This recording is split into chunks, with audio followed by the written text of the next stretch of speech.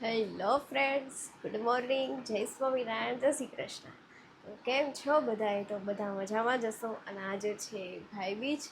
તો all over boys કે અમુકને છોડીને બધાને હેપી ભાઈ દૂજ બી કહેવાય ને ભાઈ બીજ પણ કહેવાય. તો હેપી ભાઈ બીજ ને ભાઈ દૂજ. અને આજે ગઈકાલના વ્લોગમાં કીધું તો એનું જેમ આજે અમે જઈએ છીએ ફરવા, પણ પેલા બે નથી આવતા અને અમે બધા જ જાય છે. મમ્મી પપ્પાને હું ચિરાગ એવી રીતે 5 જણા જાય છે. તો હું થઈ ગઈ છું રેડી. મારો રૂમ 2 દિવસથી બહુ મેસી પડ્યો છે, કારણ કે નથી કંઈ ક્લિનિંગ થતી, કપડાં નથી ધોવાતા, કંઈ નથી થતું. અને ચિરાગને ઓલરેડી મેં નવરાત્રિ પહેલાં કીધું હતું તો મને મશીન લઈ આપો, વોશિંગ મશીન. તો ના લઈ આપ્યું. એટલે આ કેવું તહેવારમાં કપડાં પડ્યા રહી. ના છે મારો લુક. ડ્રેસ પહેરી લીધો છે. આ ડ્રેસ એક આન પહેલા પહેર્યો હતો ને આજ પાછો પહેર્યો. ના છે ચિરાગનો લુક. આ શર્ટ હું લઈ આવી હતી કાલ ઓરેન્જ પહેર્યો હતો ને એને. એટલા બધા શર્ટ લઈ આવ્યા. તો ચલો કન્ટિન્યુ કરીએ અમારી સફરને. ક્યાં જઈએ છીએ એ જોવા માટે તમારે કન્ટિન્યુ બ્લોગ જોવો પડશે. તો છેક સુધી બ્લોગમાં જોજો અને જોડાયા રહેજો. બહુ મજા આવવાની છે. જોકે પણ આમ તો થંબનેલ જોઈને કદાચ ખબર પડી જ જાય કે ક્યાં ગયા છીએ. થંબનેલમાં તો આપણે મૂકવાના જોઈએ, થંબનેલ જોઈને તમને ખબર પડી જ ગઈ. એટલે મારે કંઈ સસ્પેન્સ રાખવાની જરૂર નથી. બટ તો પણ જોજો, બ્લોગમાં મજા આવશે. કારણ કે અમે 2-3 જગ્યા લેશું અને નીકળવું તો અમારે 6 વાગે, અત્યારે વાગી ગયા છે 8. અને મારું બેગ રેડી થઈ ગયું. ચિરાગે કેમેરાનું બેગ લઈ લીધું છે. આપણે જઈએ હવે. બધા રેડી થઈ ગયા છે. આ મમ્મીએ તો 3 વાર કપડાં બદલાવ્યા હતા. મેળ ના આવ્યો, છેલ્લા ડ્રેસમાં આવ્યો. હાડી પહેરી હતી 5 વાગ્યાની. હવે ડ્રેસ પહેર્યો અને પપ્પાએ ગ્રીન શર્ટ પહેર્યો. થઈ ગયા બધા તૈયાર. અમે 3 જણા હતા કે જે 6 વાગે રેડી થઈ જાત એમ જવા માટે, પણ તમે બે હાહુ જમાઈ નતા ત્યાં થઈ. 6 વાગે આમ પૂજા કરતા તોય છેલ્લે 6:30 નીકળી જ જાત. આ તમારે પછી ઉઠી ગઈ પાણી અહીંયા થતું હતું, તા મમ્મી ઉઠી ગયા તો વારા ફરતી પાણી. તો ચલો થઈ ગયા તૈયાર. અને બાયુ રહે ને પાર્લર જોઈએ ભેગું. ચુંદડી લ્યો ને તમારા મમ્મી જેવું થાય. ડ્રેસની ચુંદડી ક્યાં? આગળ સારંગપુર જઈને ફોટા પાડવા યાદ આવે કે ચુંદડી ક્યાં. મમ્મીને એવું જ થયું, સોમનાથ ગયા ને ત્યારે ત્યાં હોટલ એરિયા ને પછી ખબર પડી ચુંદડી ક્યાં, તો ઘરે ભૂલાઈ ગઈ. લેવું હે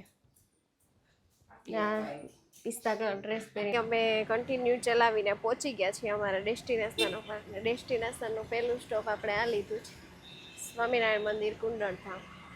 આવી ગયા, અહીંથી એન્ટ્રી કરવાની છે. તો હમણાં જઈએ.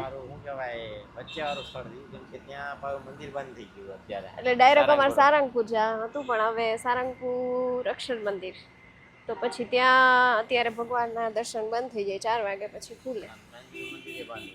એ બંધ હોય એનો બહુ આઈડિયા નથી, પણ હવે અહીંયા કુંડળધામ લઈ લઈએ, દર્શનને કરી લઈએ પછી જાહું. હા એટલે યાદ નથી મને બહુ કે કેટલું છે ને કેવું છે, એમ કે ઘણા વર્ષ પહેલા આવ્યા હતા એટલે બહુ યાદ નથી એમ. તો જઈએ, ઘણા વર્ષ પહેલા આવ્યા હતા. જે જઈશી વિઝિટ કરાવશું. અને વ્લોગ કદાચ મોટો થઈ જાય ને તો 2 પાર્ટમાં આવશે. પણ તડકો એ બહુ હે અને ફોટો પાડે હે. ફેમિલી ફોટો પડી ગયો, હવે સિંગલ પાડીએ જ. પણ તડકો લાગે એટલે ફટાફટ જાય. વાર લાગશે તો આમાં જ પાડ્યો, 12:15 તો થઈ ગયા. ફોટોગ્રાફર અમારા પ્રાઇવેટ એમ પૂછો. આ છે જૂનવાણી ગાડા છે મહારાજ વખતના, જે આમ બધે રાખ્યા છે. આવા અત્યારે જોવા નથી મળતા, બહુ મસ્ત. ફોટા પાડવાનું બનાવે છે, બાકી મસ્ત ફોટા પાડે. અમે હવે દરબારગઢમાંથી એક્ઝિટ લઈ રહ્યા છીએ, અમરા પાટગીરનો દરબારગઢ. અને હવે અમે એક્ઝિટ લેશું. એક્ઝિટનો દરવાજો છે આ. બધા બહાર આવી ગયા છે. હવે કદાચ મંદિર ખુલ્લું હશે તો મંદિરે જશું, બાકી અમે નીકળી જશું. ઝાલરીઓ પથ્થર અને તમને વોઇસ પણ ઝાલર જેવો જ આવતો હશે જો પાછળથી.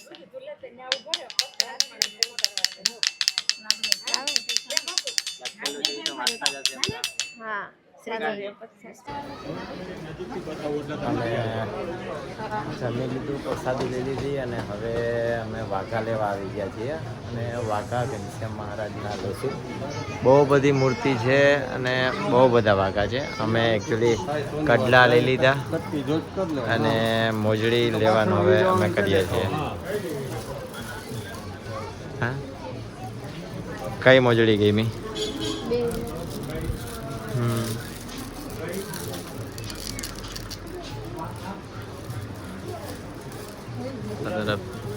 અને મૂર્તિ અહીંયા જો તમે બહુ બધા પ્રકારની મૂર્તિના વાંકા છે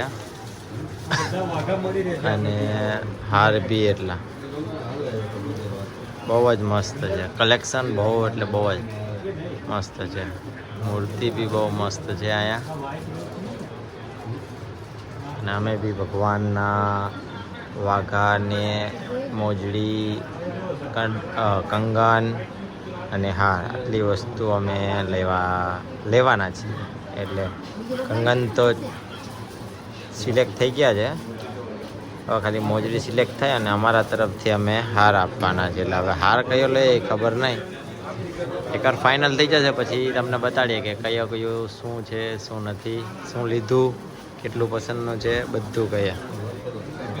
આજે બધા લાગી ગયા છે જો લેવા માટે. કુંડળથી સારંગપુર આવી ગયા અને પેલા ક્યાં જવાનું છે? એ મેળો એ છે. દિવાળીનો ટાઈમ મેળો છે. અત્યારે કોઈ ના આવે, સાંજના ટાઈમે આવે. એપીએસસી સ્વામિનારાયણ મંદિર ગોંડલ ને રાજકોટ આગળ ગેટ હાઉસ આવી ગયું. આ કયું છે? આવડું આવું દેખાય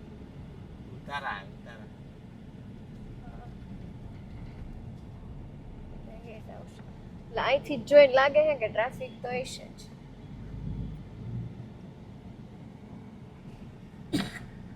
આ નવા ઉતારા ભાઈ નહીં હે કે કષ્ટભંજન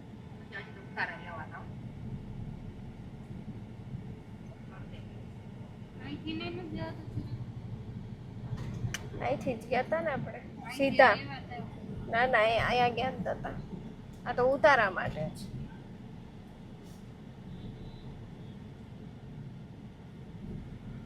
પોલીસ ને મૂકી ટ્રાફિક નો બહુ હોય છે. તો મંદિરે જઈએ પછી કન્ટિન્યુ કરીએ. કષ્ટભંજન મંદિરની અંદર આવી ગયા, ગેટની એન્ટ્રી. અને આ સાઈડ છે મંદિર. આ મંદિર જ આમ અલગ લાગે. અહીંયા આગળ ફોટો પાડ્યો હોય કે નહીં? ફોટો પાડ લો. મસ્ત. અને વાં પાછળ મૂર્તિ છે. તો આગળ બે જગ્યાએ જાય, ફોટા પાડીએ, દર્શન કરીએ. ટ્રાફિક બહુ છે. મમ્મી કદાચ નહીં આવે, મમ્મી થાય જોઈ આવશે. ફોટા પાડી લઈએ પેલા, ત્યાં પછી વાં મંદિરે દર્શન ખુલી જાય. આવી ગયા છીએ હવે અમે બીએપીએસ મંદિરે. કે અહીંયા આવીને બહુ શાંતિ મળે, આમ સુકૂન મળે. હા, વ્હાઈટ મંદિર છે ને આખું, એટલે જોઈને એટલી શાંતિ પડે ને કે વાત ના પૂછો. અને પ્લસ હજી સ્મૃતિ મંદિરમાં તો બહુ શાંતિ હશે, બહુ જ. ચલો દર્શન કરીએ. અને હા, અત્યાર માટે આટલું જ. આગળ આ બીએપીએસ મંદિરનું લેવાશે એટલું લઈશ, બાકી બ્લોગનો તે પછી એન્ડ કરી દઈશું આપણે. તો ચલો દર્શન કરી લઈએ. બાપાના સ્મૃતિ મંદિરમાં આવી ગયા છે અને બાપાને અગ્નિ સંસ્કાર જે આપ્યા હતા એ વચ્ચે છે સેન્ટર. અને સામે છે બાપાની મૂર્તિ. અને હું શાંતિથી અહીંયા પ્રાર્થના કરવા બેઠી છું. કારણ મોટેથી નહીં બોલી શકું, અહીંયા ઓલરેડી સાયલેન્ટ અવાજ, પણ થોડોક હજી પબ્લિકનો અવાજ આવે છે. અને આ છે સ્મૃતિ મંદિર.